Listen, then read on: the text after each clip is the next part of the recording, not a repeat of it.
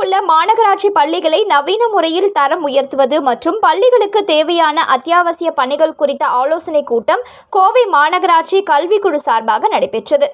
கோவை மாநகராட்சி அரசு பள்ளிகளுக்கு நிறைவேற்றப்பட உள்ள புதிய திட்டங்கள் மற்றும் பள்ளிகளின் தர மேம்பாட்டை உயர்த்துவது தொடர்பாக கோவை மாநகராட்சி கல்விக்குழு தலைவர் மாலதி தலைமையில் ஆலோசனைக் கூட்டம் மாநகராட்சி வளாக அரங்கில் நடைபெற்றது. இதில் மாநகராட்சி பொறியாளர்கள், மண்டல அதிகாரிகள், மாமன்ற உறுப்பினர்கள், கல்வி அதிகாரிகள் உள்ளிட்டோர் கலந்து கொண்டனர்.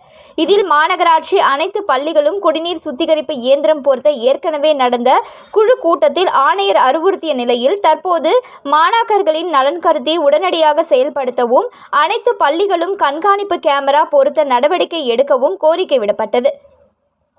மேலும் நடந்து முடிந்த 10ஆம் மற்றும் 12ஆம் வகுப்பு அரசு பொதுத் தேர்வில் 100க்கு 100 மதிப்பெண் பெற்ற மாணவர்களுக்கு ஊக்கத்தொகை வழங்குதல் குறித்தும், கல்வியாண்டு தொடக்கத்திலேயே கற்றல் கையேடு வழங்குதல், மாநகராட்சி பள்ளிகளில் கழிப்பறை வசதிகள், கட்டிடம் மற்றும் கட்டுமான பணிகளை விரைந்து முடிக்க நடவடிக்கை மேற்கொள்வது குறித்த ஆலோசனை நடைபெற்றது.